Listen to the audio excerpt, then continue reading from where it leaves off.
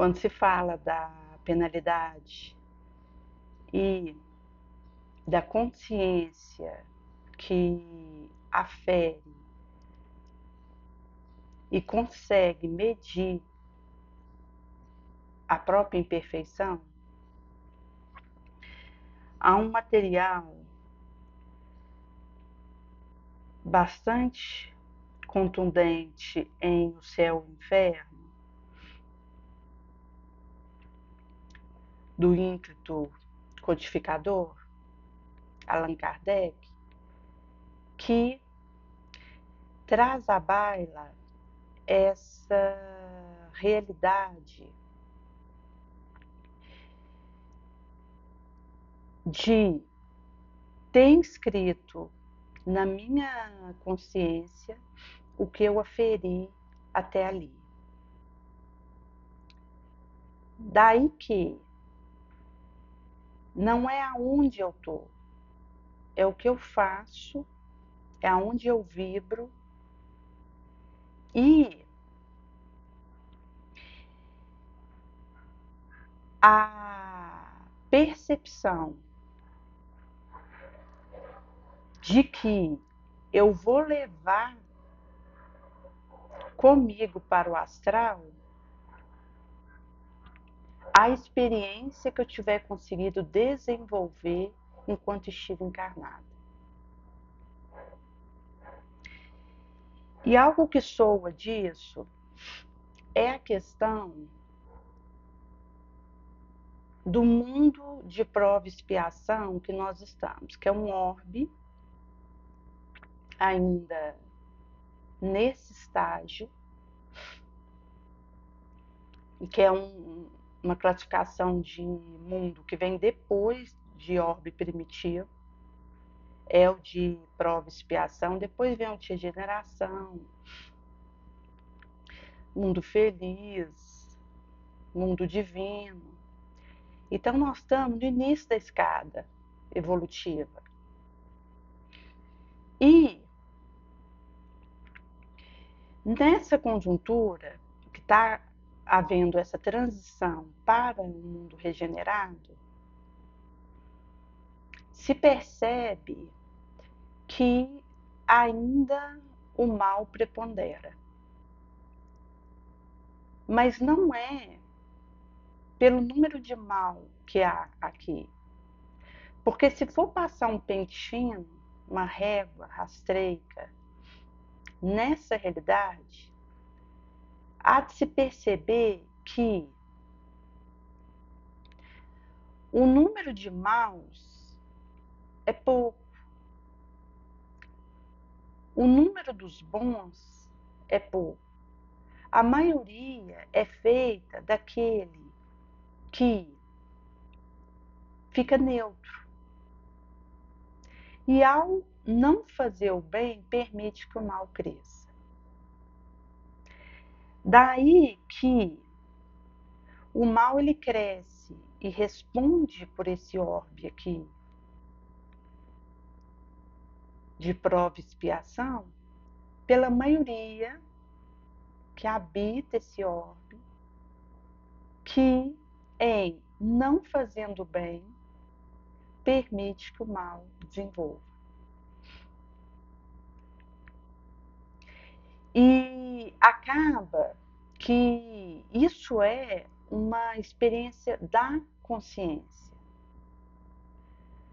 Haja visto que não é um lugar para onde eu vou, ou para onde eu esteja fazendo essa direção, mas como eu estou fazendo esse caminho, a forma como eu procedo nele. Existe relato de que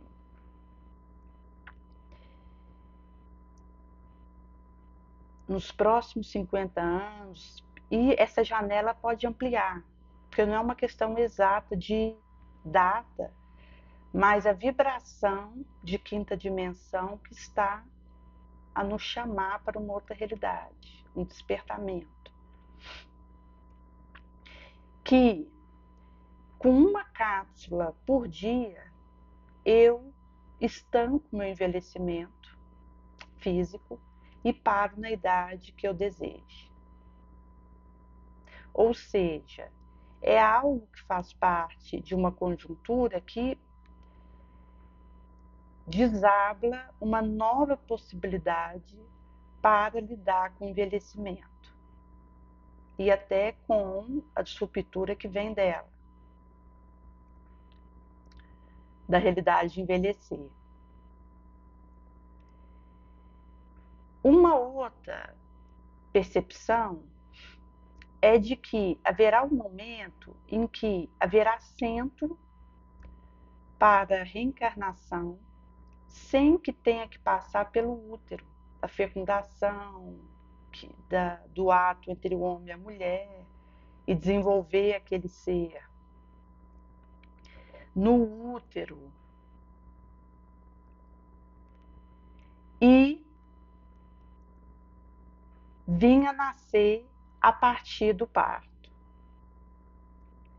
A prospecção é que nesse centro será recambiado o espírito para um corpo de carne, como reencarnante. E é como se fosse uma estufa, onde ele desenvolve e vai ter os seus pais, aqueles que se responsabilizaram por ele, como hoje, mas não de um nascimento biológico como ocorre. Isto é, até para a questão de diminuição de taxa de natalidade que acontece, existe aí um comparativo em relação a essa prospecção como algo que auxiliará nesse quesito. Porque é sabido que a reencarnação, ela é necessária. Quando o espírito atinge um grau, ele pode deixar de reencarnar, ele entra numa nova realidade. Mas sempre será necessário fazer reencarnação, até porque é num corpo de carne que eu exercito o que eu aprendi e posso ter um know-how do meu desempenho. Daí que existe realidade, igual na China, onde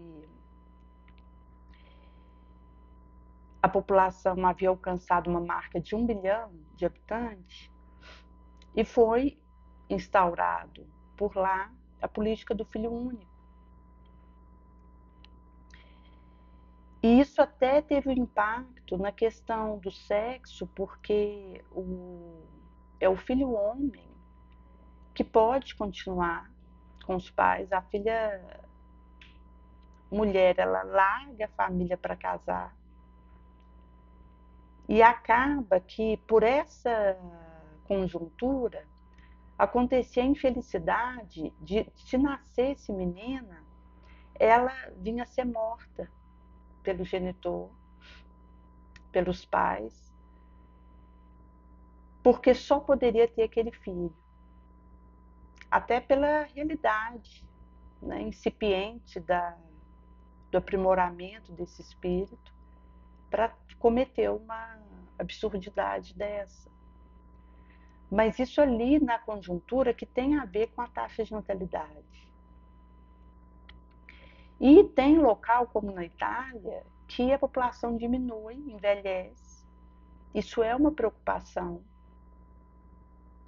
que ocorre, até com o incentivo que tem havido por governo, que cuida do filho, como em Bolzano, uma região da Itália, que tem vale para a creche, para alimentação, para a saúde, em tudo tem uma ajuda do governo quando se tem filho, para incentivar. E o Brasil tem região que está acontecendo a diminuição dessa taxa de natalidade, mas felizmente está havendo nascimento também, e isso deve ser incentivado no sentido de auxiliado, haja visto que tem espírito esperando para reencarnar e que espera para voltar e que precisa voltar.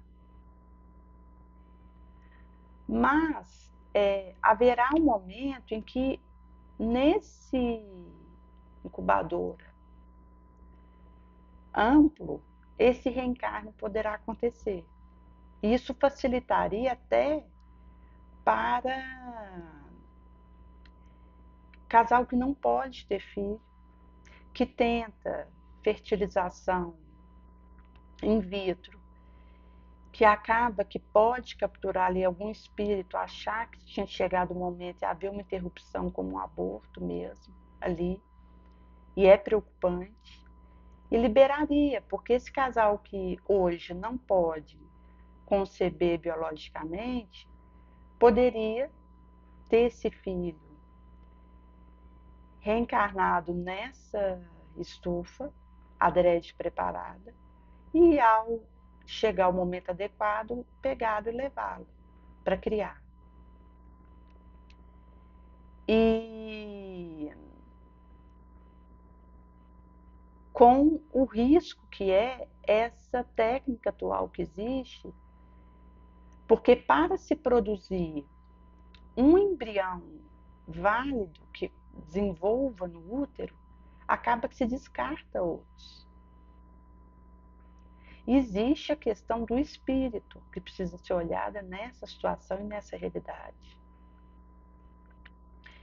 Tinha um rapaz de um outro lugar do país, a Nigéria, que estava aqui, tinha uma clínica de fertilização e tinha embrião congelado ali. E ele foi embora, como foragido, com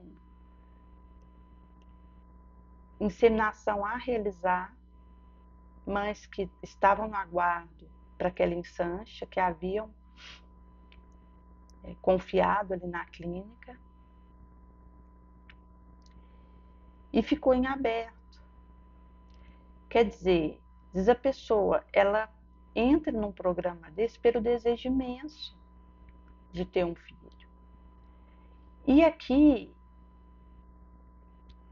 entra a questão da adoção, porque existem muitas crianças que são deixadas, que acabam indo para um lar-abrigo, para um orfanato, para uma creche, que aguarda a oportunidade de ir para uma casa.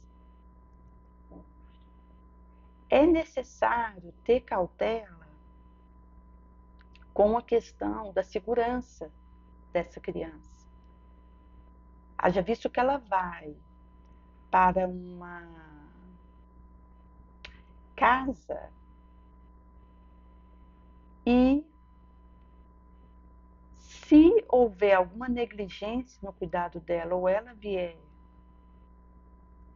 a cair numa condição de agressão, antes ela ter ficado no abrigo, onde ela recebe um suporte até psicológico, que tem ali nessa casa-abrigo, uma diretriz prévia que acontece ali. Mas é essa abertura ao outro, porque quando eu realmente desejo ajudar, eu quero ser mãe para ajudar e não para atender um interesse meu, mas o interesse é ajudar um outro espírito, é ser instrumento do bem, eu vou me abrir à adoção com tranquilidade, sabedora de que é um irmão que vem do astral, que vem do espaço para o meu braço, para que eu contribua com o seu desenvolvimento, seja biológico, seja como adoção. Porque a essência é o espírito imortal, que quando eu me abro para essa experiência é orientado, recambiado para o meu braço aquele espírito que precise aproveitar aquela experiência ao meu lado. e que eu preciso. Que a teia doméstica precisa. Daí que isso passa pelas experiências aqui, nessa realidade, de descerrar o véu e ter essa clareza. Que onde eu vou ferir meu aprendizado é aqui. E quando eu volto para o astral, eu vou ter um caminho lá que vai ser de acordo com o meu desempenho aqui, enquanto eu estive aqui. Da mesma forma que a minha realidade hoje tem a ver com o meu desempenho de ontem, a forma como eu desempenhei, como eu me desincumbi da tarefa ontem, reverbera e se derrama na minha realidade hoje, para onde eu vou depois de sair daqui, como eu vou, que é o cerne, como eu faço esse caminho, tem a ver com a desincumbência minha nesse momento, do meu compromisso, da minha aferição de consciência, da minha busca de trabalhar no bem, do meu desempenho, da minha performance moral. Daí que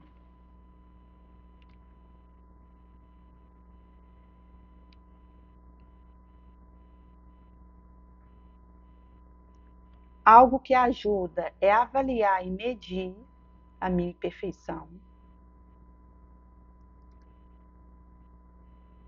e ter a clareza de que o pensamento ele é epigenético, ele modula a minha expressão gênica. Pelo poder do pensamento e porque ele viaja, velocidade acima da luz. Daí que o pensamento nobre é